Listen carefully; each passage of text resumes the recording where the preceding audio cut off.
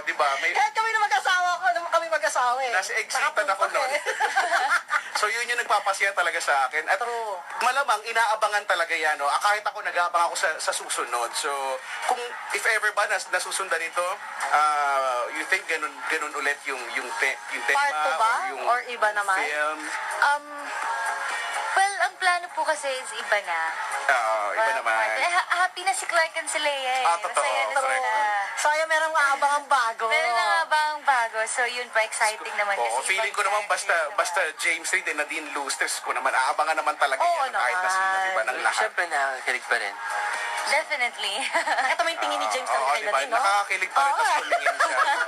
Diba? Napansin ko talaga siya eh. Grabe makatitig eh. So ano na masasabi niyo sa mga kabayan natin na pumunta sa concert ang mga fans ninyo?